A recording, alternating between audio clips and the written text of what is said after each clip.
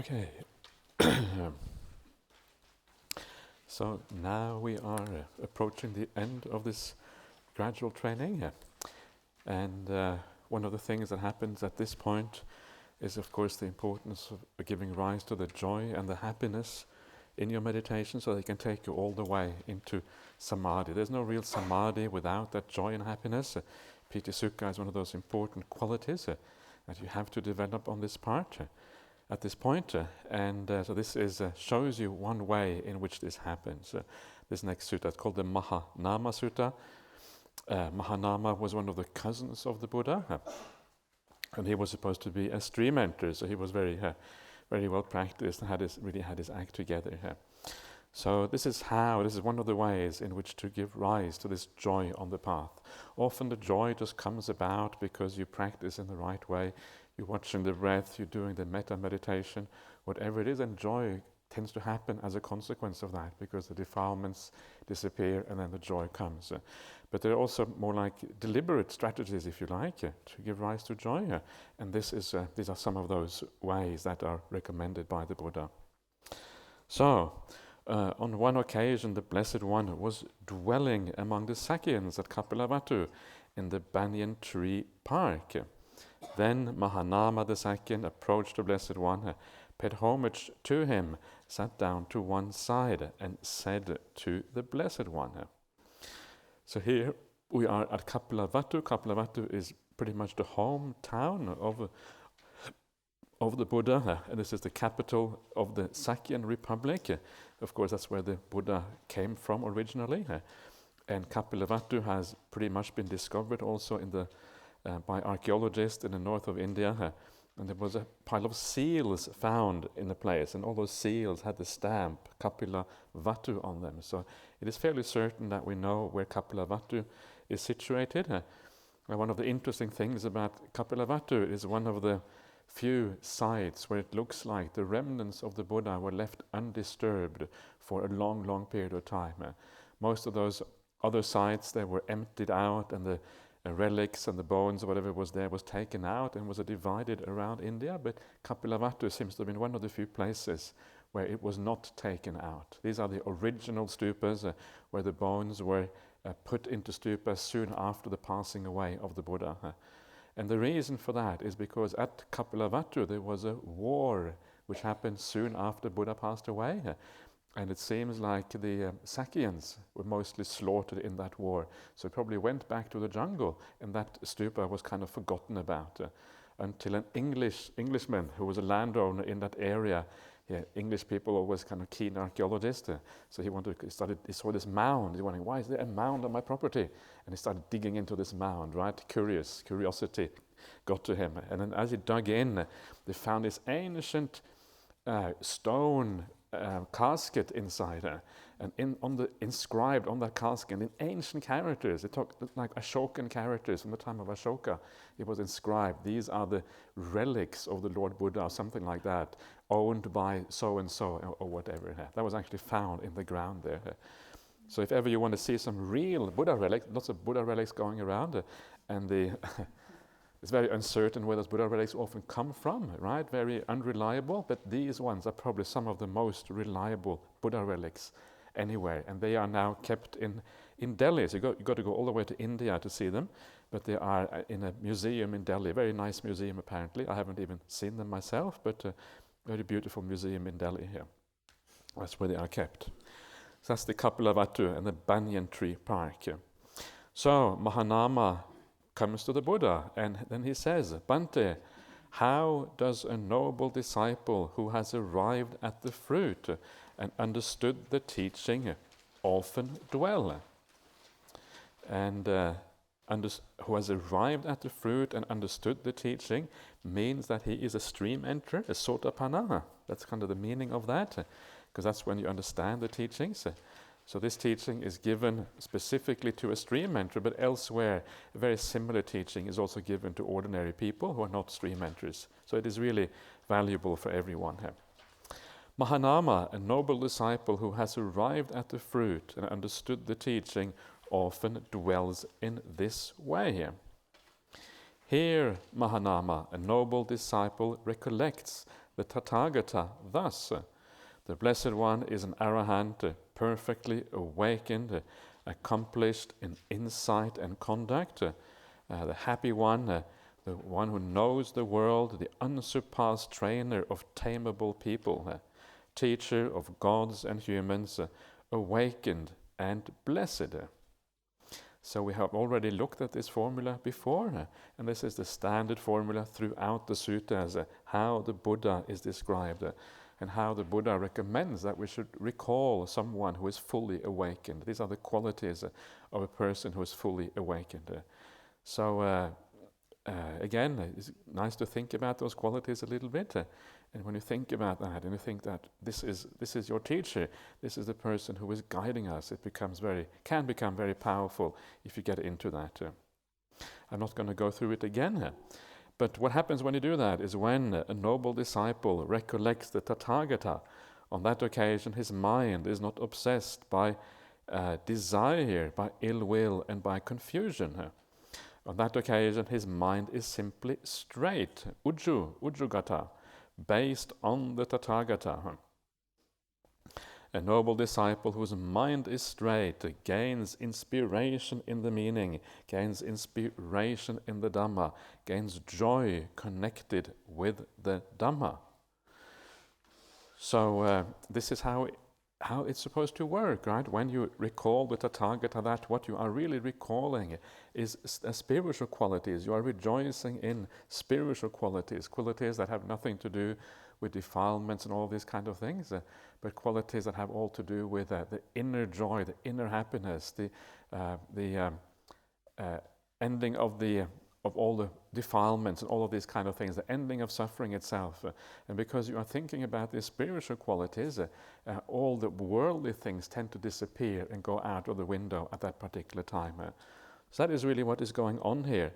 And that is why it says his mind is not obsessed by these defilements, at that point, because your mind is moving in the exact opposite direction of those defilements. When you think about the Buddha, the Dhamma is right there in the background. So you are rejoicing in the Dhamma, which is the exact opposite of rejoicing in defilements or being defiled. So, and because you are not obsessed by the defilements, your mind is called straight. It's straight, you see clearly here. And the opposite of that is the crooked mind. They talk about the crooked mind elsewhere, and the crooked mind is the one that is defiled with all kinds of defilements. So you gain the straightness. In other words, this is a degree of vipassana already, because you're seeing things more clearly. This is a certain degree of vipassana that arises already at this point, because you see clearly. And it is straight. When the mind is straight, it gains inspiration in the meaning. This is the Atta Veda in Pali. And the word Veda means both. It means both feeling. You feel something. You feel a sense of, wow, this is great. And also it's about knowledge and understanding that this is something special. So it's a mixture of feeling and knowledge. And there's again two things that go together in Buddhism. If you have real insight, it makes you feel happy. Feeling and knowledge always goes together. True insight gives rise to lightness, happiness, and all these things, which is wonderful. It doesn't. Otherwise, it wouldn't be so good. What you are gaining that inspiration in is, he says here, in the meaning, right? So this idea of knowledge and feeling together, that is like inspiration. That's what is translated it as here. The Pali word is Veda. So that combination of knowledge and feeling positive about it is what he has called inspiration, which kind of makes sense. Inspiration in English means like if you're inspired, it means you have energy, you have a sense of, positive mind state or whatever. But it also often has a connotation of being something you understand. You are inspired by something because you understand it, that sort of thing here. And that inspiration in the meaning. So what is the meaning? It's the atta in Pali here. And the meaning means like the goal of the practice, the purpose, what we are aiming for here. So when you understand the atta, when you're inspired by the atta, it means that you're inspired because you understand that this is a really worthwhile practice. It is moving towards a goal that is very elevated and very And the highest insight, the ending of all suffering, the highest happiness. It's astonishing that this is even available in the world. And when you remember that, it gives you a sense of uplift and inspiration as a consequence. So that is the idea of meaning here. It means the meaning in the sense of understanding the goal of these things. And then you gain also inspiration in the Dhamma. The Dhamma here means the teaching, because the teaching is what drives you, gives you access to that meaning or access to that goal on the path. And then you gain the joy connected with the Dhamma. And this is where things really start out. This is the pamujja. And so here the joy arises because of that inspiration, the joy comes up. So the idea here is just that as the defilements, as you think about the Dhamma, the defilements go, and when the defilements go, joy comes in its place. This is what this is about. And then you are basically in business. Then you have you're at the very, you have made the foundation for all the good qualities to arise. So that's what happens next then, all these good qualities arising here. When his joyful rapture arises, for one with a rapturous mind, the body becomes tranquil.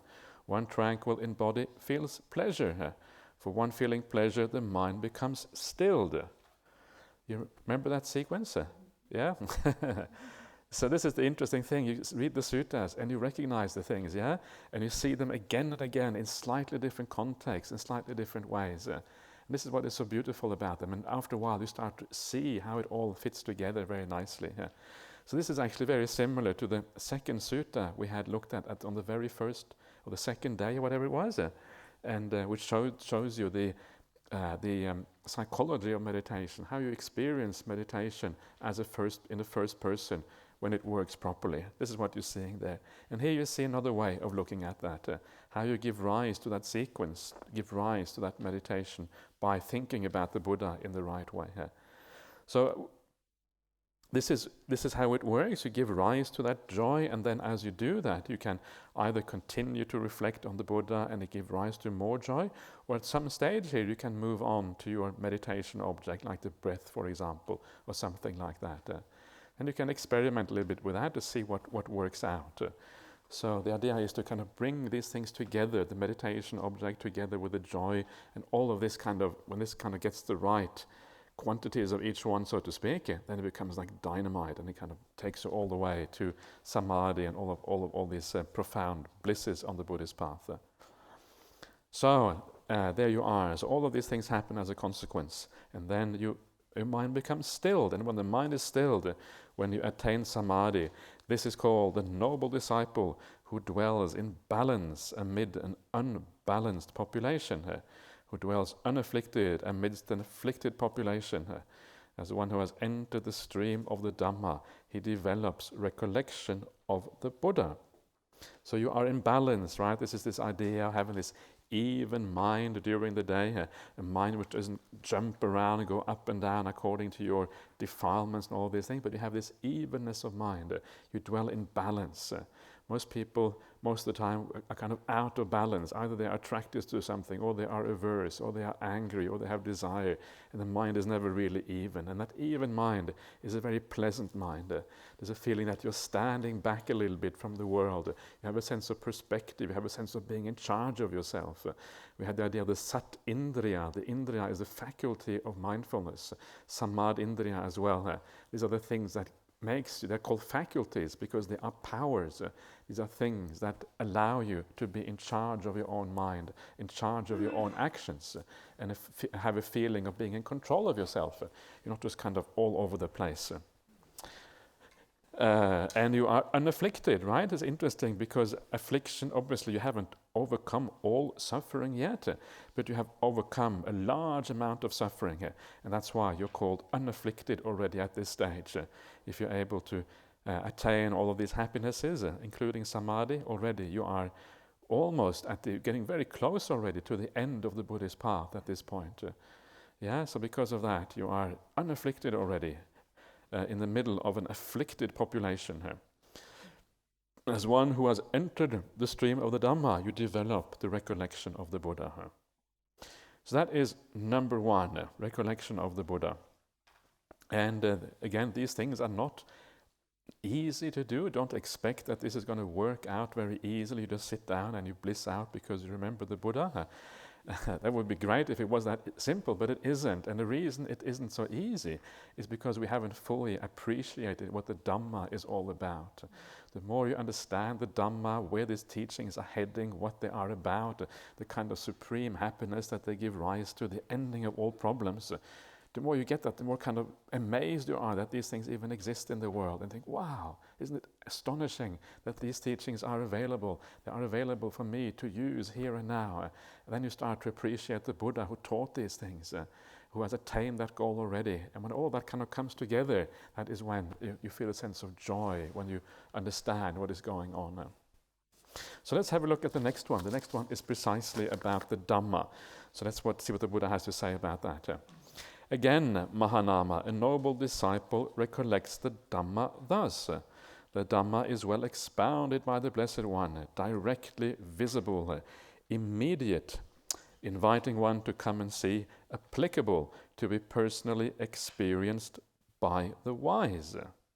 So this is how the Buddha says we should recall the Dhamma, right? So these are the qualities of the Dhamma that makes the Dhamma special. And so let's have a quick look at these ones. The Dhamma is well expounded by the Blessed One. Svakato Bhagavata Dhammo. Svakato literally means well expounded. That's exactly what it means.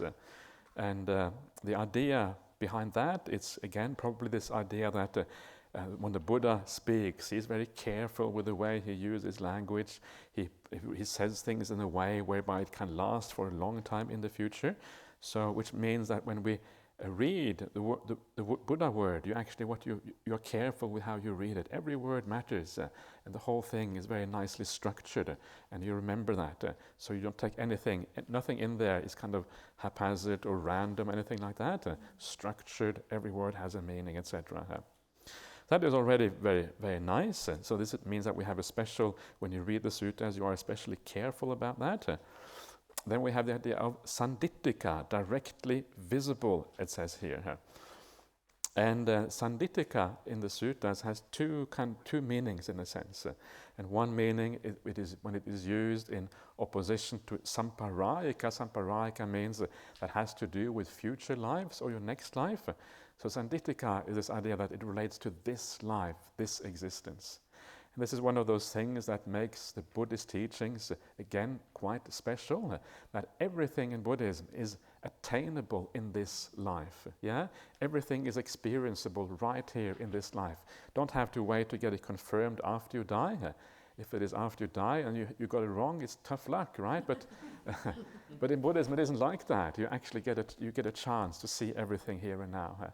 Which is great. So when we talk about Nibbana, for example, in Buddhism, many people think that Nibbana is kind of what happens after the Arahant dies or something like that. But no, Nibbana is actually the ending of all the defilements in this life. So when you end the defilements and your mind is free of that state itself is called Nibbana in Buddhism. Often people think Nibbana means a state, it means some kind of meditation experience. But actually, it just means that freedom from defilements, that's all it really means. So this is the first thing that sandittika means. Everything is available in this life. But the second thing that means, which in many ways is even more interesting, and that is it refers to the idea that you can actually experience the Dhamma if you practice in the right way, right here and right now, in this very moment. And the Buddha explains that in the suttas. He says that if you think in the right way, right here and now, and you direct your mind with yoniso manasikara, you will experience the benefit in this moment, right? In this very moment, if you use yoniso manasikara, you will experience the benefit of that. You will experience an increase in the good states and a decline in the bad ones. You will experience joy. You will experience gladness. It happens straight away. And often we are not able to use yoniso manasikara all the time, but sometimes you can see it happening inside of yourself. You're able to overcome some negative state. You're able to overcome something by thinking wisely. And suddenly that negativity vanishes and in its place comes a very beautiful state instead. And it makes you feel happy. So notice that, and that is what the Buddha means. It is available right here, right now, if we do it in the right way. And This is one of those things, and it tells you something about whether you are heading in the right direction or not. And there is a nice sutta that in a sense talks about this, and a sutta which I often found cryptic in the beginning. I didn't really understand what was going on until eventually it became clear, because actually it was quite obvious what was going on. And this is a sutta found in the Anguttara Nikaya, in the Devata Samyutta, in the Samyutta Nikaya, Devata Samyutta, and number 20 is called the Sammiddhi Sutta, and I often read it out on these retreats, but not this time. And this is Sammiddhi. Sammiddhi goes to, he is staying in Rajagaha, the capital of the Magadhan state at that time. And in Rajagaha, as I was saying the other day, there are these hot springs, and the monks would go there to bathe, and he went there to bathe in the hot springs. And after he had bathed, he came out, he was kind of drying himself, and then as he was drying himself, this Devata, this God, comes down to him, and this God says to him, listen, you are a young man, right? You are young, you can still enjoy yourself, you can go back into the world, find a girlfriend. She doesn't say that, but that's kind of the implication, right? Find a girlfriend, enjoy the sensual pleasures of all types. What are you wasting your life being a monk? This is madness. You are trying to seek something in the future, Nibbana, when all of these pleasures are available right here and now. Why seek for this kind of thing in the future when all the pleasures in the world are available right here and now to you? And Sammiddhi is not quite sure, right? So he replies, well, actually, it's the other way around. He says, the Dhamma is here and now. The Dhamma is available here and now, whereas the essential pleasures, they are the ones that actually are in the future. And the Devata, the God, says, what do you mean? I don't understand what you're talking about. And I remember I was giving a talk somewhere overseas a couple of years ago, and I was talking about this sutta, and there was a large audience there, and there was a young man in the front. So I asked the audience, what do you think? Do you think the Devata is right, or is the monk right? Who is right in this case? And there was this cheeky young man on the front bench. Oh, the Devata is right. The Devata is right in this case. It was very funny. There was 200 people bursting out laughing when that happened.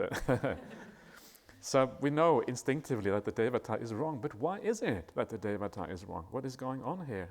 And that is precisely what I was talking about now, that if you practice rightly in this moment, you gain the joy of the Dhamma, and that happens in the present moment, because there's no craving, there's no desire associated with that. The joy and happiness of the Dhamma happens in the here and now. It happens with mindfulness, it happens with the presence of mind. It is not something that has to do with the future.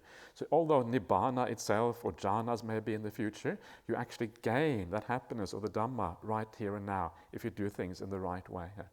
But on the other hand, of course, the sensual desires, even though in one sense they are kind of available in one way, they are always associated with craving.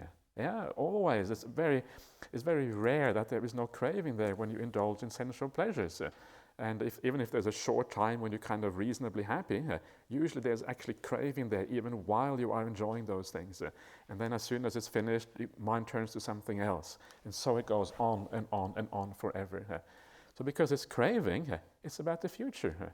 Desire and craving is always about the future somewhere. You're moving to something else, moving to satisfaction somewhere just over the horizon, never actually getting there. And this is a problem with sensual desire. It is a kind of it's almost like a lie. You think it is here and now, but actually it is never really here and now. It's always in the future. That's a very nice way of thinking about the Dhamma and this distinction between the Dhamma happiness and the ordinary happiness of the world. And so that is Sandittika, and then we have Akalika. So this is Venerable Akalika's name. And here it says immediate, which is not a bad translation. Sometimes it is called timeless, which is not quite right, but immediate is not too bad. And the idea again is that it is a synonym for directly visible or visible here and now in this life, and also straight away if you do it in the right way. So just a synonym for that, really.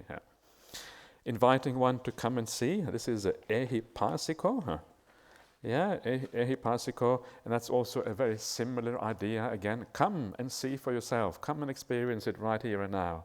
And check it out, right? It's kind of challenging you to kind of see if the Dhamma is right or not. So again, a similar kind of idea there. Then we have opanayika. Opanayika means something like, it says here, applicable, but it means worthy. It means more like worthy of application, right? It is worthy of being applied. Why? Well, it's worthy of being applied because it leads to all those things we want. Yeah, we apply ourselves to all kind of stuff in the world which doesn't really lead anywhere. Now here is the thing which is worthy of the highest application because it gives the highest results. That is really what opanayika is about. This word is translated in many different ways, like leading onwards and that kind of stuff, but worthy of application, I think, is quite an inspiring way of translating that. This Dhamma is really worthy of sitting down, meditating, applying our minds, because this is going to give some real results in our life, something really worthwhile. And then lastly, to be personally experienced by the wise. So you have to have a little bit of wisdom, and this is kind of the paradox on this path. You have to start off with a little bit of wisdom, otherwise you're not going to go anywhere. But of course there is no point in being kind of conceited about wisdom if one is practicing in the right way, because that wisdom itself comes just from all kind of causes and conditions coming together in the present moment. So it's just one of those things that happen. And when you understand that, then you don't become kind of too conceited about whatever wisdom you may have already. So that is the Dhamma. Yeah, this is how the Buddha says we should talk about the Dhamma. And so again, you need some insight into this to really feel inspired by this. But when you feel inspired, then exactly the same thing happens as happened with the previous one. When a noble disciple recollects the Dhamma, on that occasion his mind is not obsessed by desire, ill will and confusion.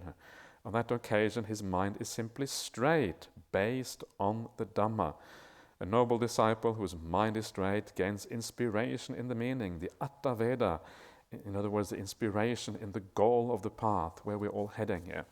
Gains inspiration in the Dhamma, in the teaching, gains joy connected with the teaching. When he is joyful, rapture arises. For one with a rapturous mind, the body becomes tranquil. One tranquil in body feels pleasure. For one feeling pleasure, the mind becomes stilled. This is called the noble disciple who dwells in balance amid an unbalanced population, who dwells unafflicted amid an afflicted population. As one who has entered the stream of the Dhamma, he develops recollection of the Dhamma.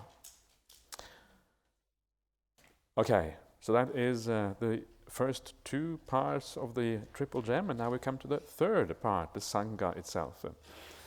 Again, Mahanama, a noble disciple, recollects the Sangha thus. The Sangha of the Blessed One's disciple is practicing the good way, practicing the straight way, practicing the true way, practicing the proper way. That is, the 4 pairs of persons, the 8 types of individuals. This Sangha of the Blessed One's disciples is worthy of gifts, worthy of hospitality, worthy of offerings, worthy of reverential salutation, the unsurpassed field of merit for the world. So, remember, these things are the things that you chant very often in Buddhism. We kind of recite this thing. This is the Supatipanno, Bhagavato, Savaka, Sangho, Ujjapatipanno, etc. Yeah, this is what this one is. So again, these are the kind of very standard things that we do. Very often in Buddhism, we recite things that are not actually from the suttas, that are much later on, that were invented by all kinds of people throughout the ages.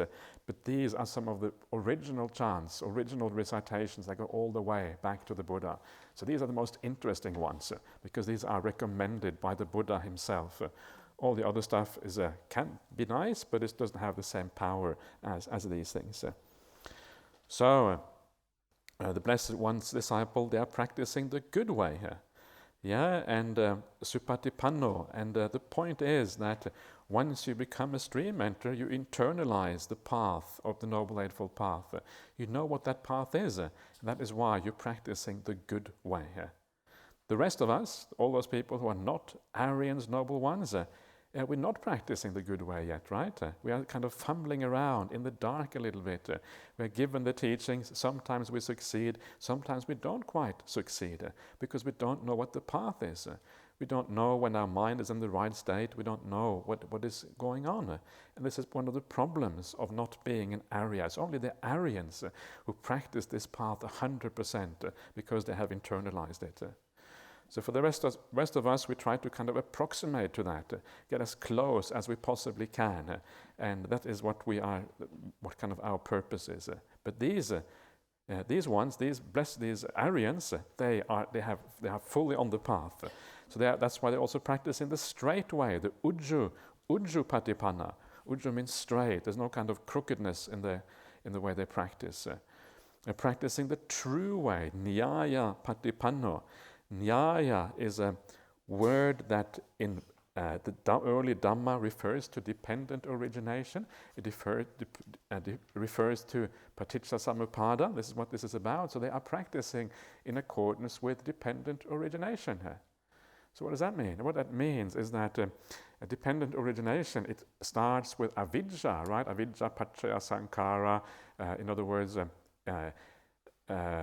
not ignorance, delusion gives rise to this willed activities of body and mind, and it goes all the way through the 12 links, all the way to dukkha on the other end. So delusion gives rise to dukkha. That's what dependent origination is about. But then dependent origination also has a cessation mode. So when you eliminate avidya, when you eliminate delusion at the bottom, then each step through that whole thing is also eliminated until you eliminate suffering itself. Now, if you are a stream enterer, if you are a noble disciple, you have that insight into the teachings. So you are working on that elimination process, the nirodha process, the cessation process. You're working on that, gradually eliminating things more and more and more until it's all gone.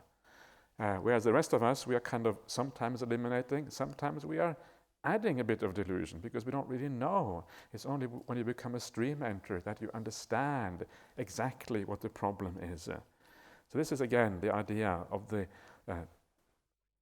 noble ones. They are actually practicing dependent arising or dependent cessation, if you like, directly through what they are doing at any moment in time because they are carrying the noble path with them in the psyche, so to speak.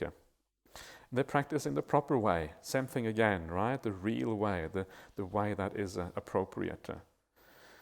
So then we have these 4 pairs of persons, the 8 types of individuals.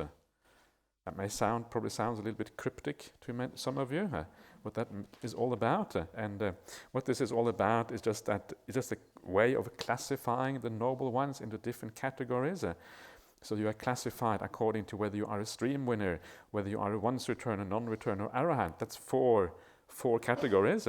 Now there's 2 within each one. One is the one which is on the path to realizing that. Another one who actually has realized it. That's how you get 4 pairs and 8 individuals. And maybe very briefly, just comment on that as well, is that in the later Buddhist literature, they say that that individual, the one who is on the path before you actually realize it, they say that person is on the path, he's only there for one mind moment, and then he becomes, you're on the path to stream entry for one mind moment, the next mind moment you become a stream enterer. That's what it says in later literature. But here it talks about 8 individuals, right? And that they are worthy of offerings. So if you're only going to be on the path for one mind moment, you have to offer very quickly. Yeah. Oh, quick. One mind moment is so short. It's only 1/1000th of a second. Quick. Okay, I made it. So it is a bit absurd. And the reality is that sometimes there is a bit of tension between the way things are explained in the suttas and the way it is explained in later commentaries. And it's worthwhile being aware of that because sometimes these things have practical implications. And if you're going to look at your progress, it's good to know about all the stages. Otherwise, you might get confused about what is going on here. So that is the 4 pairs of persons, the 8 type of individual. These are the noble beings in the world, right?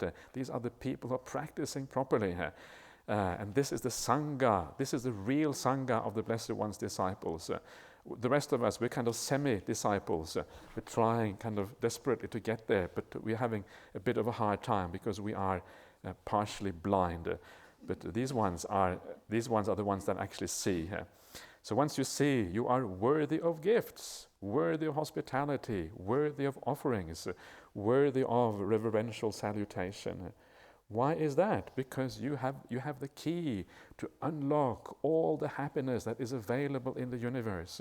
You know what that key is. You know the path. You're able to teach people the highest teaching that is available to humanity.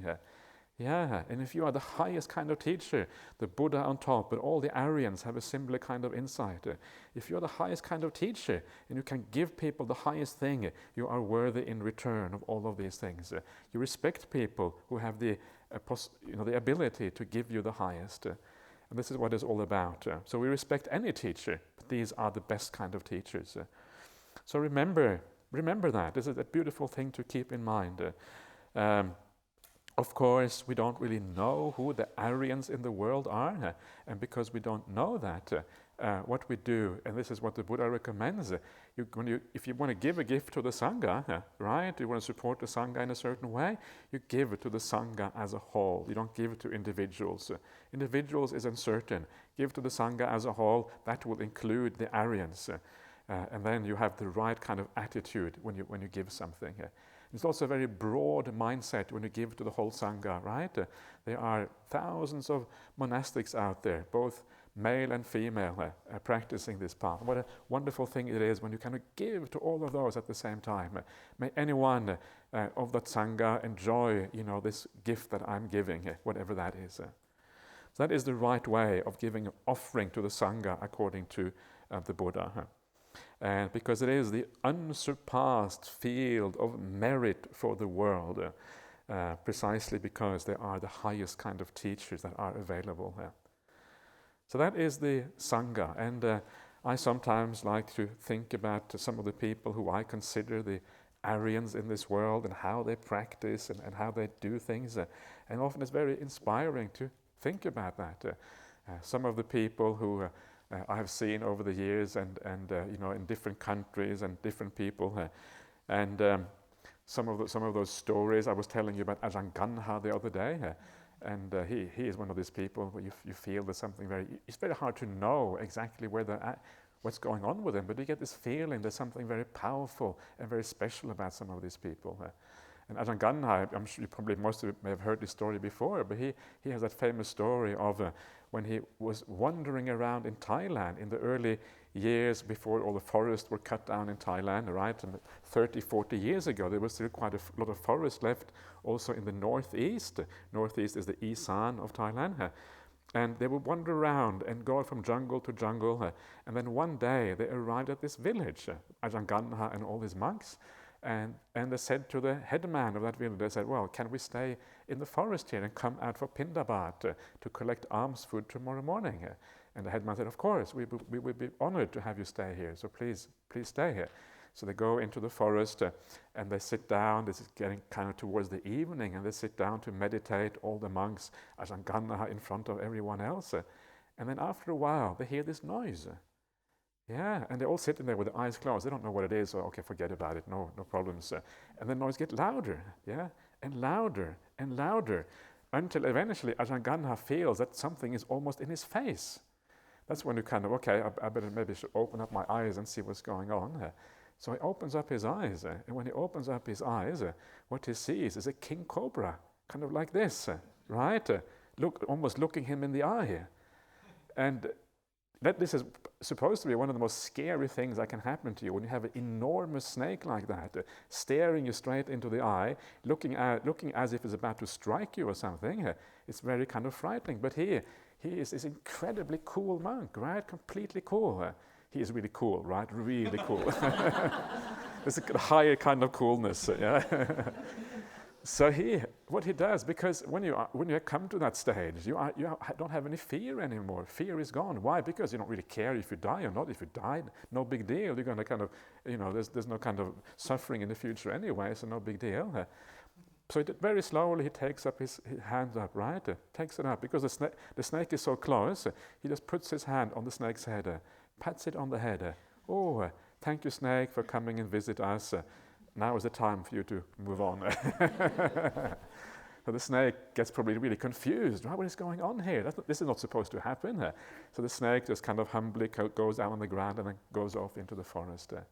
But that is kind of one of those situations where most people, you would get a heart attack or something like that, because it is so incredibly scary. And one of the monks, I met Ajahn last year. I met him before as well, one of the monks. The other monks in Bodhidharma monastery, he went to Ajahn last year and he asked him about this story. Is it true? No, actually, he didn't ask it's true. He asked, what happened to that snake? What did the snake feel? And Ajahn said, oh, you better go off into the forest and ask the snake. That's the only way you're going to find out. But clearly, it was a true story, right? That was kind of the outcome of that he was getting. So these are the kind of stories that make you feel that there is something going on sometimes that is kind of outside of ordinary human experience. And kind of, it's really kind of astonishing. And some of the other people that I find very inspiring are the people who stay by themselves for very long periods of time. And some of the monks that I know about in Sri Lanka, for example, because Sri Lanka, there's still so much jungle, even though they're doing their best to cut it down as quickly as possible now. But there is still quite a lot of jungle in Sri Lanka, a very beautiful forest. This is one of the things I find very inspiring about the Sri Lanka, all the beautiful forest and the jungle, all that. And then you have the huts way in the jungle somewhere here. Very, very nice and beautiful here. And there's a few monks who have lived in that jungle for almost their entire lives, like 30, 40 years.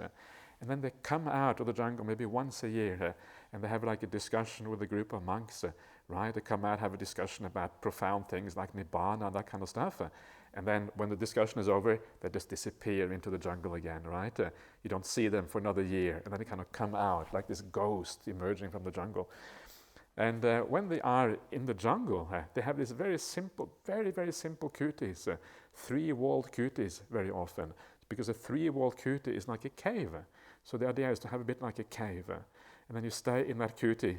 And then, of course, when you wake up in the morning, you often have an animal sleeping next to you. So you have kind of a snake there sleeping next to you, whatever, when you wake up in the morning. Because there's no walls. The animals just come in. And then you go off into the village to collect pindabat, and maybe you give a little teaching to the villagers. And then you go back to the kuti again. And that's the only human contact you have for 51 weeks of the year. That's all you ever do. And the rest, you just meditate. And what that tells you, very simple lifestyle, very simple requisite.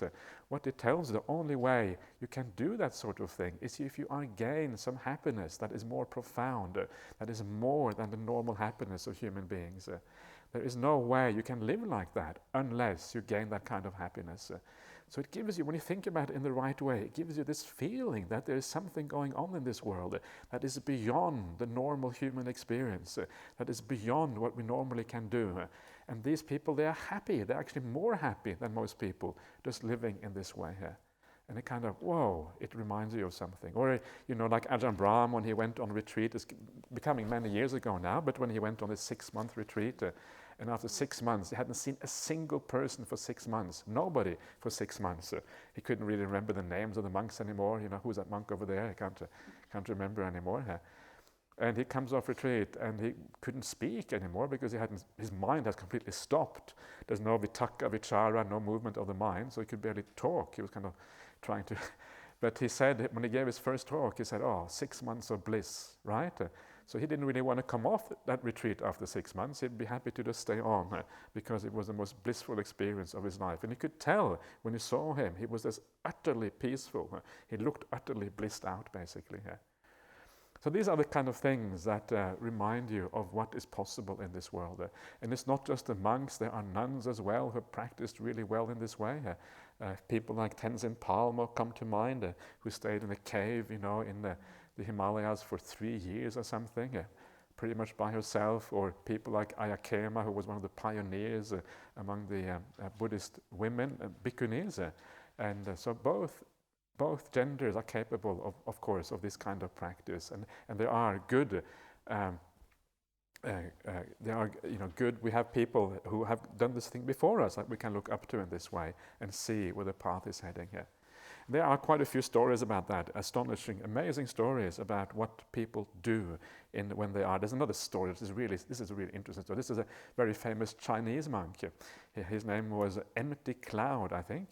I'm not sure what the Chinese characters are, but and he was. He was the master of another monk called Master Hua, who started this big monastery in California later on. But he lived in China, this Empty Cloud. And one of the stories, there's a book about him. I'm not sure how true these stories are because I have no relationship with this monk. This is just what you read about. But one of the stories is that he was sitting somewhere and these lay people would come and offer him some food, right? So they offered him some food and put it on the plate in front of him. And he said, I'll just go into do some meditation first of all. So he goes into meditation, and then he emerges 7 days later, and the food is all gone moldy and everything when he comes out of meditation. So he has disappeared into meditation for 7 days. And if you go into meditation for 7 days, it is very, very profound, right? This is not some ordinary meditation. In fact, according to the suttas, the only way you can do that is if you attain the very, very highest stages of samadhi, even beyond the jhanas. Only then can you go into meditation for that long. So this is interesting. Sometimes people think that Buddhism in China is completely corrupt. But actually, we have to be very careful with these kind of statements because they are very often, in every Buddhist country, you will find little pockets of people who still practice in the right way and who still gain the results of that path. And this particular Chinese monk seems to have been one of those who was able to practice the teachings properly, even though he was obviously probably influenced by Mahayana, even though it was probably very difficult in China because of the Cultural Revolution and all of these kind of things. They put a few spanners in the work. Still, people were able to do this. So there's inspiration everywhere where you look. If you know where to look, the inspiration is there. Okay. Oh, time is going fast as usual. So that's always a good sign. So let's do the last two reflections here. So actually, I didn't even say the rest of the paragraph. I don't really have to say that because it's exactly the same each time. So you gain the joy, right, when you think in this way here. And when you gain the joy, it takes you all the way to samadhi. And when you get that samadhi, then you are in balance and you are unafflicted. Again, Mahanama, a noble disciple, recollects his own virtuous behavior as unbroken, flawless, unblemished, unblotched, freeing, praised by the wise, ungrasped, leading to samadhi. And we have already looked at this sequence as well. We don't have to worry too much about it. So again, just this feeling, this knowledge that you are practicing well, you feel good about yourself, and then your joy arises as a consequence of that. When a noble disciple recollects his virtuous behavior, on that occasion his mind is not obsessed by greed, ill will, and confusion. On that occasion his mind is simply straight, based on virtuous behavior. A noble disciple whose mind is straight gains inspiration in the goal, in the where we are going, the atta, gains inspiration in the teaching, gains joy connected with the teaching. And then when he's joyful, he becomes rapturous. From rapture comes tranquility, and from tranquility comes pleasure, and from pleasure comes the samadhi, the stillness of the mind. And again, even based on that, you dwell in balance amid an unbalanced population, unafflicted amidst an unafflicted population. As one who has entered the stream of the Dhamma, he develops recollection of virtuous behavior. And then we have the last one. There is actually one more beyond this. The sixth one is actually a recollection of the devas, of the gods. But I've never heard of anyone using that, so I kind of left it out because it's a bit more specialized perhaps. But anyway, the fifth one, again Mahanama, a noble disciple recollects his own generosity thus. It is truly my good fortune and gain that in a population obsessed by the stain of miserliness, I dwell at home with a mind devoid of the stain of miserliness, freely generous, open-handed, delighting in relinquishment, devoted to charity, delighting in giving and sharing. And this is beautiful the way it is put here, right? It is my good fortune and gain. You see everyone around you being slightly miserly, but you are not. And you think, wow, how fortunate I am that I am not obsessed by that miserliness. Sometimes if you are generous, you might kind of look down upon other people, say, yeah, they are just miserly, how come they don't shouldn't they be more generous with whatever? But instead of thinking like that, you actually realize that miserliness actually is an oppression in the mind. It's a problem. So if other people are miserly, instead of kind of blaming them and saying they are bad people, you just rejoice in the fact that you haven't got that. The fact that you are generous, the fact that you understand the power of generosity. It's a beautiful way of looking at it, and it's a wonderful way of kind of thinking about these things in a good way. It's almost as if you have compassion for those people who are miserly here, and you kind of see, wow, I'm so lucky that I haven't got that. So it's just a very different way of looking at things than what we are used to. So you dwell at home, no stain of miserliness, like freely generous. Whenever there is an opportunity, whenever there is a chance, whenever there's someone who needs something, you're always happy to kind of give and give and give. Open-handed, delighting in relinquishment, devoted to charity, delighting in giving and sharing. And I'm sure many of you will know what is meant by this. Sometimes you just feel this powerful force of being generous inside of you. You want to give to everyone. It's like your mind kind of opens up, or your heart opens up to the world, and you just want to share, you just want to give. And there's kind of no limit almost. There's a limitless, bottomless a desire there to be sharing and giving to others. And it's a very beautiful quality if you can tap into that. It's very powerful, and you know straight away that this is a noble quality inside of you. That gives then the rise to the joy. It gives rise to this exactly the same sequence that we have been looking at before, all the way, taking you all the way to samadhi. So this is important. This is why generosity is such one of the foundations on the Buddhist path, because it leads, when you do it in the right way, it leads eventually to this feeling of freedom inside, the kind of freedom that is required, as you see here, to take you into samadhi itself. It actually says elsewhere in the suttas that unless your heart is open in that way and willing to always help and share and all these kind of things, if you haven't got that, you cannot enter the samadhi. You cannot become a stream enterer. You have to have that quality to actually become a stream enterer in the first place. And this is one of the ways of deciding whether somebody is an Aryan, a noble one. You know, because they are incredibly generous, always willing to give. You ask them something, they will almost always say yes, unless they are completely exhausted or they just haven't got what you're asking for or whatever. Yeah, so they have this natural willingness to give at all times. This is one of the qualities of the noble ones. So this is actually one way of assessing that. And then, as you do that, exactly the same thing happens again, right? When a noble disciple recollects their generosity, on that occasion their mind is not obsessed by greed, ill will, and confusion. On that occasion their mind is simply straight, based on generosity. Chaga, this is all chaganusati. A noble disciple whose mind is straight gains inspiration in the goal, the meaning, the purpose, gains inspiration in the teaching, gains joy connected with the teaching. When he is joyful, rapture arises. For one with a rapturous mind, the body becomes tranquil. When tranquil in body feels pleasure. For one feeling pleasure, the mind becomes stilled. This is called the noble disciple who dwells in balance amid an unbalanced population, who dwells unafflicted amid an afflicted population. As one who has entered the stream of the Dhamma, he develops recollection of generosity. So, there you are. These are the ways of developing joy on the path. And the way to use these things in practice is to use them in your meditation.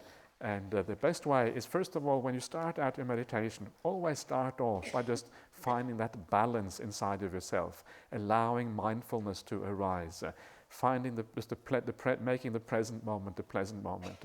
Sometimes you may not even be able to do that, and that's okay. We are all different places on the path. But that is what we try to do first of all. Just sit back and enjoy the present moment. Allow the mind to calm down, everything to become peaceful. And then when you have a degree of mindfulness, that is when you do these kind of recollections. And very often you don't have to do very much. You don't have to deliberately think, I did this, I did that kind of stuff.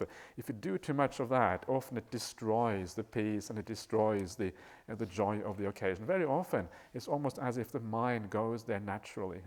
You know that you are living well, or you just, as I said before, you nudge your mind a little bit in that direction, a very tiny nudge, just to remind yourself of the sila nusati, the recollection of your character. You just think, I'm living a really good life. You don't have to kind of think anything in particular. You just know that in your heart, and that knowledge in your heart gives rise to the corresponding joy, and then takes you to samadhi. Or with generosity, you just know that you are a generous person. You can feel it inside of you right there then perhaps, and you go with that. Sometimes, if you wish, you can also think about maybe specific instances of generosity when you did something, an instance that was very powerful and gave rise to lots of joy because for whatever reason it was, and then you can think of that specific instance as well. But don't try too hard. Kind of allow your mind to go there by itself, because you know that is a wholesome place to go, and then you allow these things to come up. This is one of the great things about the Buddhist teaching. We are encouraged to kind of reflect on the fact that we are living well and living a good life, not to kind of hold back on that. If that is done in a truthful and honest way, it's a very beautiful way of taking us forward in this way. Okay, so that is all for now. Tomorrow morning we will finish off the path all the way to the samadhis and everything else. I'm going to go back a little bit. Also, there's going to be some interviews now. So I was thinking that if there's any one of you who would like to talk about anything, because there's only so many slots in these interviews. So if any one of you would have something you want to talk about, you are welcome to come after the last interview at 5 o'clock and have a quick chat if there's something you want to talk about. So please feel free to do that. I will hang around a little bit longer, just in case somebody has something that is important or whatever it is. Otherwise, we'll see you again this evening at 7:30 here.